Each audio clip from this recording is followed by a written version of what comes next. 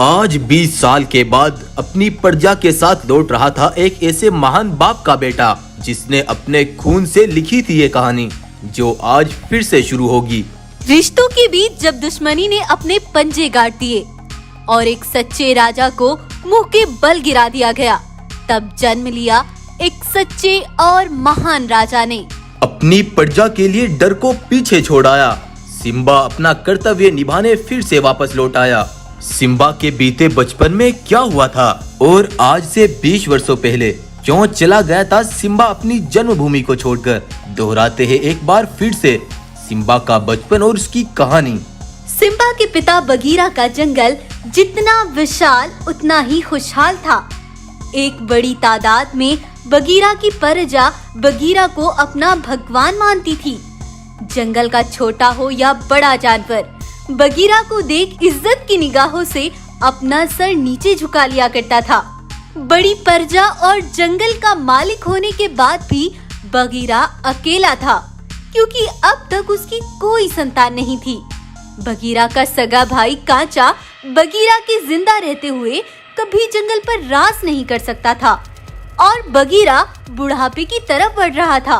और फिर उसके यहाँ एक नन्हे राजकुमार ने जन्म लिया, जो था बगीरा के जंगल का नया रक्षक। इधर बगीरा के जंगल को नया वारिस मिला, तो उधर बगीरा के सगे भाई ने हाथ मिला लिया था बगीरा के सबसे बड़े दुश्मन राधे चीता से। एक उम्र बीतने के बाद अब मैं राजा बनता, तो उधर उस बगीरा के बेटे सिम्बा ने जन्म ले लिया। मेरे सालों का सपना अधूरा रह गया। अगर बगीरा का नया वारिस जिंदा रहा तो मैं कभी राजा नहीं बन पाऊंगा और मैं ऐसा होने नहीं दूंगा। चिंता मत करो कांचा, जल्द ही कुछ सोचते हैं। रिश्तों के बीच अब छिड़ गई थी राजगद्दी की जंग। उधर बगीरा अपने बेटे को जंगल का कर्तव्य सिखा रहा था। जहाँ तक ये रोशनी फैली है, ये सारी हुकूमत हमारी है। याद रखना, एक बादशाह की हुकूमत सुबह के सूरज की तरह चढ़ती और शाम के सूरज की तरह ढलती है। बेटा, एक दिन हमारी हुकूमत का सूरज भी ढलेगा और रोशन होगा तुम्हारी हुकूमत से। तुम्हें ये हुकूमत समझदारी से संभालनी होगी।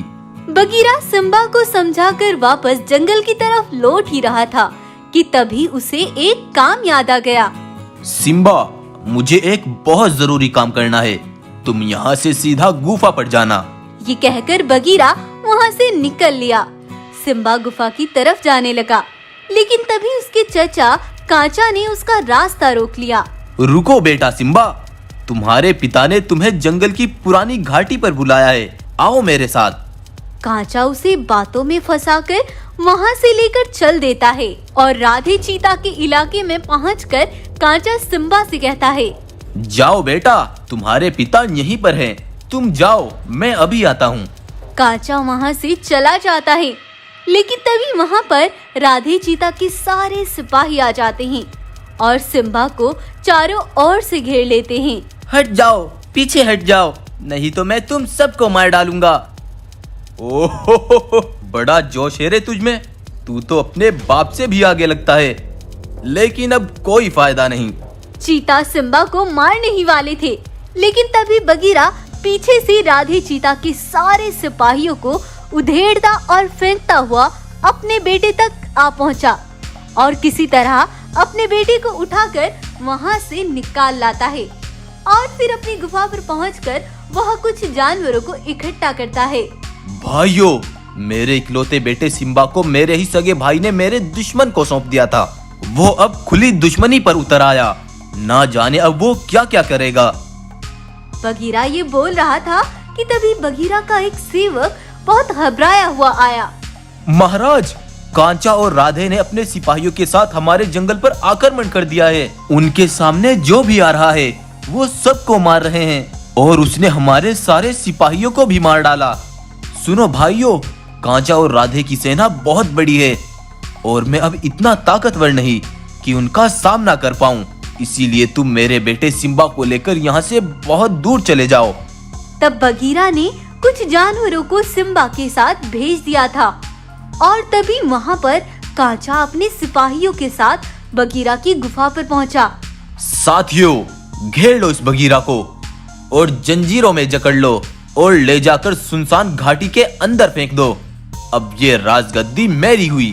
तब कांचा के सिपाही बगीरा को पकड़कर ले जाते हैं और कांचा जानवरों को बुलाकर सिंहासन पर चढ़कर कहता है, सिम्बा बगीरा नहीं रहे, अब मैं ही तुम्हारा महाराजा हूँ। ये सुनकर जानवरों के चेहरों पर उदासी और दुख छा गया और अब सभी जानवर दुख और डर के साथ ही जीने लगे, क्योंकि अब कांचा का खौफ जंगल में तेजी से दौड़ रहा था।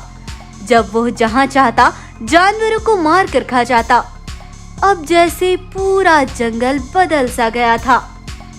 उधर समय बीतता गया और सिम्बा उन्हीं जानवरों के बीच रहता हुआ जवान हो गया। एक बार सिम्बा अकेले पहाड़ी पर खड़ा था। तभी पीछे से सिम्बा का दोस्त कहता है, सिम्बा दोस्त, हमेशा याद रखना कि तुम कौन हो। तुम एक सच्चे राजा के पुत्र हो। समय आ चुका है जवाब देने का। तो तैयार हो जाओ वीरू। हम आज ही अपने जंगल के लिए निकलेंगे और अपना जंगल फतह करेंगे। तो ये थी 20 साल पुरानी कहानी और आज सिम्बा फिर से वापस लौटा।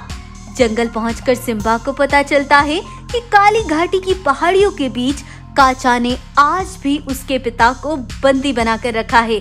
तब रात के समय सिम्बा चुपके से उसी घाटी तक पहुंच जाता है और कांचा के दोनों सिपाहियों को चुपके से मार देता है और अपने पिता को निकालकर वहां से एक सुनसान जगह पर लाता है।